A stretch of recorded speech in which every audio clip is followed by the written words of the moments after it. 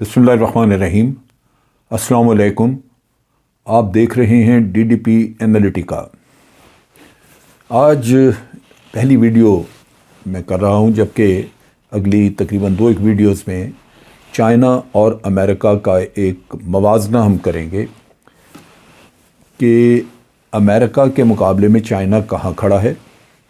उसमें उनकी एक जनरल पहले तो कंपैरिजन, जिसमें उनकी तरक्की या उनकी सोशल लाइफ वगैरह के बारे में, फिर दूसरा जो है वो टेक्नोलॉजी के ऊपर बात कर लेंगे, और तीसरी बात उनकी डिफेंस की जो कॉम्पिटेंस है या डिफेंस की जो उनकी कैपेबिलिटीज़ हैं उसका मवाजना कर लेंगे, जिससे कि ये अंदाज़ा हो जाए कि एक सोल सुपर पावर दुनिया की और उसके सामने जो चैलेंज आज मौजूद है वो चैलेंज कितना बड़ा चैलेंज और कहाँ खड़ा है।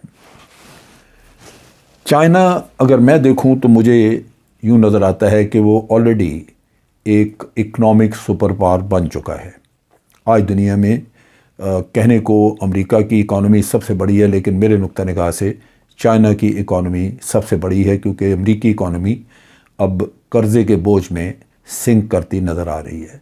आज तारीख़ का सबसे बड़ा कर्ज़ा अमेरिका के सर पे। अमेरिका की तारीख़ में कभी भी कर्ज़े इस लेवल तक नहीं बढ़े, और जो बजट डेफिसिट है अमेरिकी गवर्नमेंट का वो भी तकरीबन 2.77 यानी तकरीबन पौने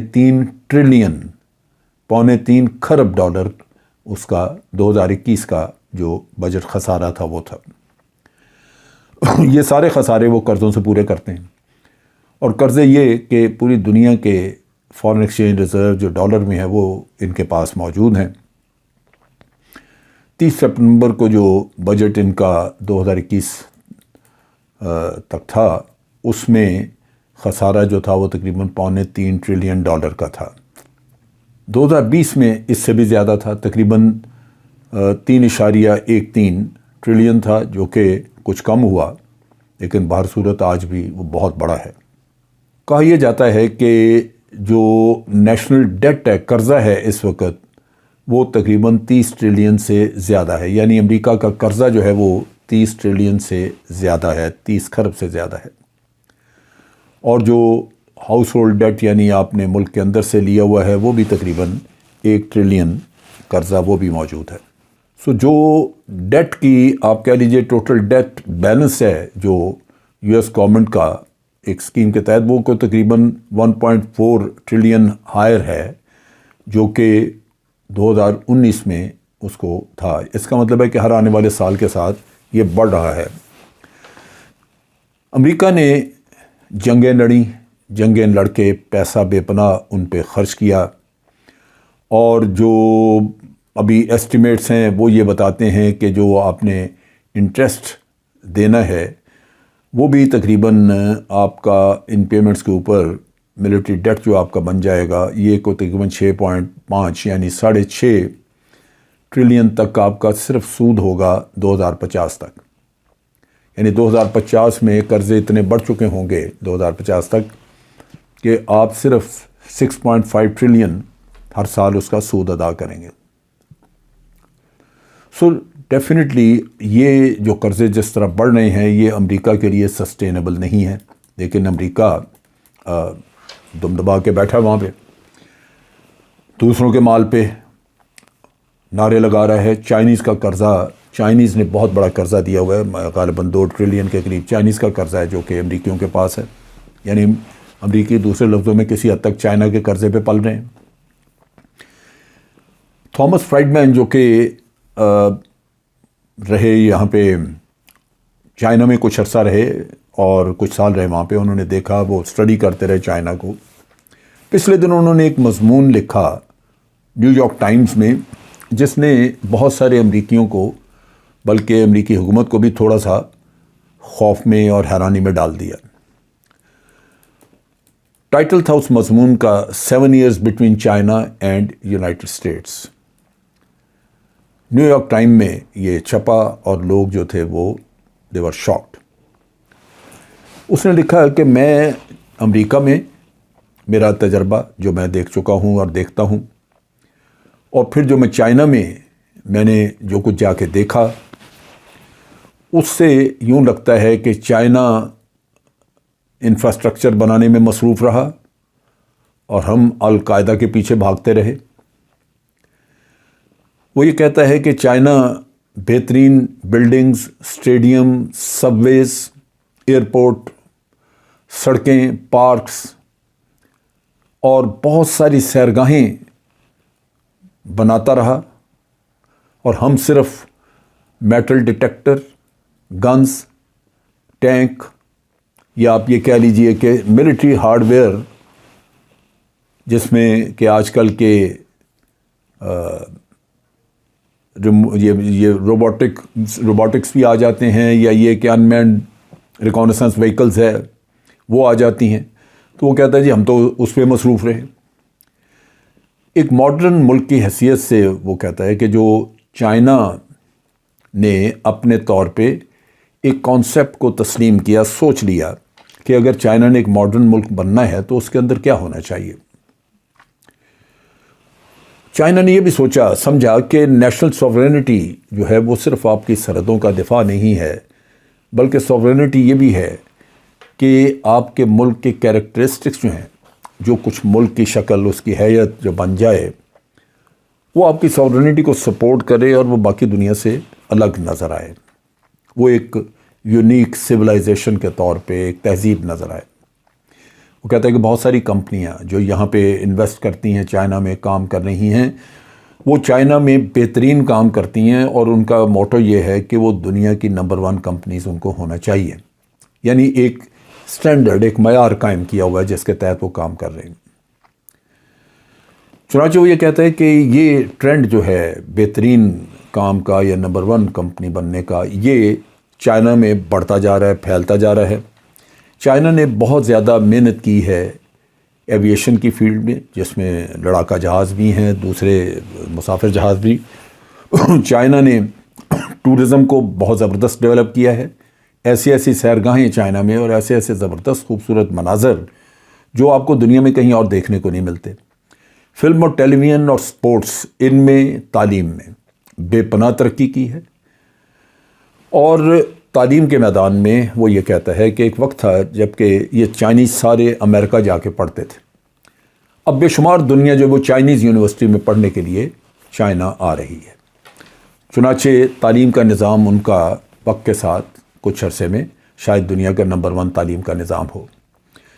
انرجی ماڈرنائزیشن، خاص طور پہ گرین انرجی، اور پھر سپیڈ ریلویز، آپ نے دیکھا کہ ہائی سپیڈ ٹرینز جتنی چائنا میں موجود ہیں وہ شاید کہیں اور نہیں۔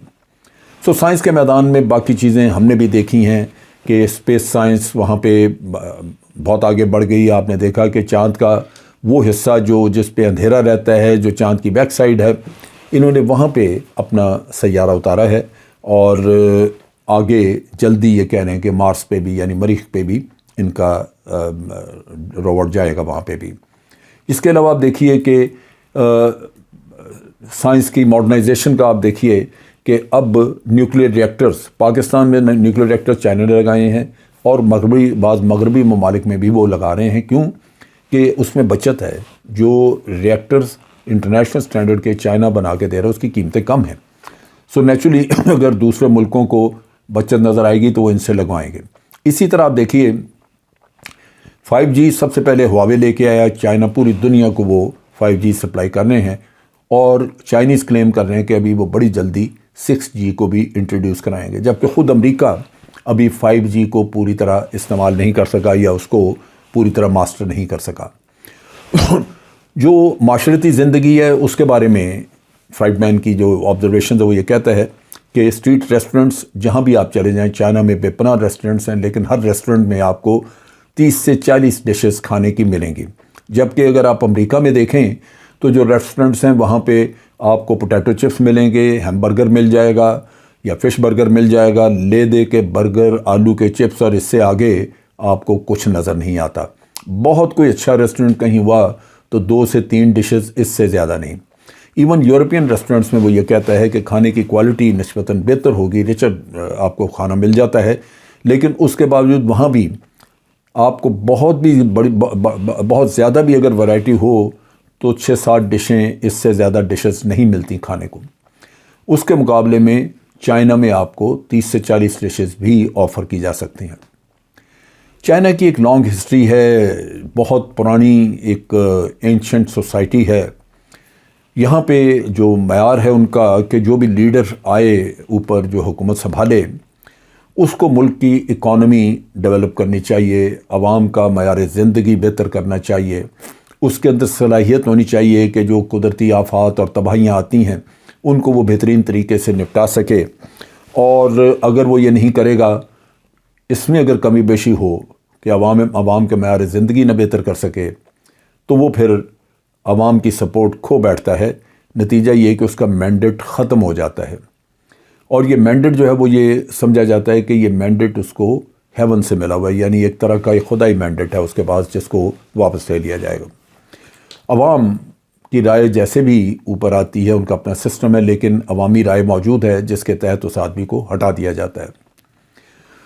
یہ وہ کہتا ہے کہ مغربی دنیا کی اپنی جمہوریت، لیکن کیا ہم چائنا کے سسٹم کو چیلنج کر سکتے ہیں؟ اس کی لیجیٹمیسی یا اس کی قانونی حیثیت کو چیلنج کر سکتے ہیں؟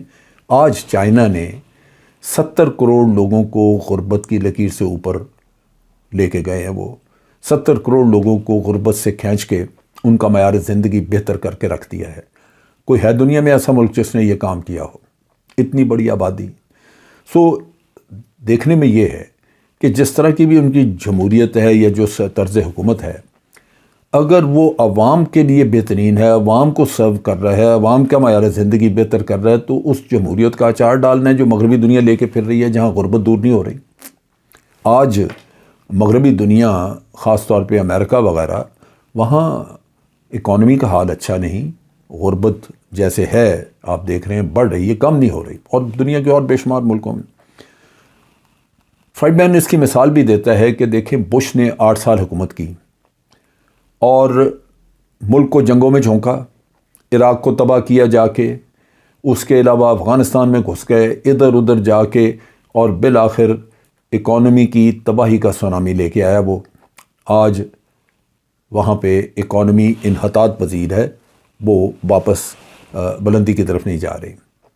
یہ کہتا ہے کہ جو ہسٹوریکل لیجیٹمیسی ہے چائنیز سسٹم کی، وہ اس کے پولیٹیکل ٹریڈیشنز اس کی پولیٹیکل ٹریڈیشن اس کو سپورٹ کرتی ہیں، اور وہ بنیاد ایک ہی ہے کہ سلیکٹ دی بیسٹ لیڈر، اس کو بیسٹ لیڈر کے جو ہو اسی کو سلیکٹ کرے، اور اس کو پھر لوگوں کے جو ہارٹس اینڈ مائنڈس ہیں ان کو اس نے ون کرنا ہے، ان کے لیے کام کرنا ہے، اور اگر وہ یہ نہیں کرے گا تو وہ پھر ہٹا دیا جائے گا۔ وہ کہتے ہیں دیکھنے کو تو یہ چائنیز سسٹم سینٹرلائز لگتا ہے، لیکن اس میں اگر دیکھے جائیں تو اس میں اتنا سینٹرلائز بھی نہیں ہے۔ جو لوکل کیریکٹرسٹکس ہیں سسٹم کے وہ موجود ہیں، اور یہ لوکلی چھوٹے لیول پہ آپس میں ایک دوسرے کو کمپیٹ بھی کرتا ہے یہ سسٹم۔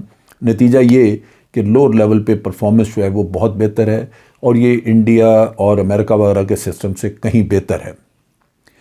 چائنیز جو ہیں وہ سمجھتے ہیں کہ یہ ڈیموکریسی کا راگ ہمیں سنایا جاتا ہے جو مغربی دنیا گاتی رہتی ہے، لیکن ان کے نقطہ نگاہ کے مطابق مغربی دنیا کی جو ڈیموکریسی ہے وہ کیوس ہے، ٹرموائل ہے، اور اس میں لوگوں کی، عام آدمی کی محنت کی کمائی، ہارڈ ارنڈ جو پیسہ ہے وہ امیر کی جیب میں جاتا ہے، غریب کو اس کا اتنا فائدہ نہیں ہوتا۔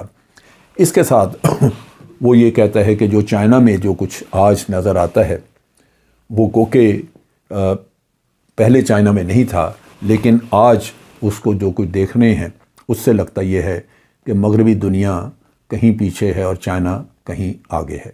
آج کے لیے اتنا ہی۔ افواج پاکستان زندہ باد، پاکستان پائندہ باد۔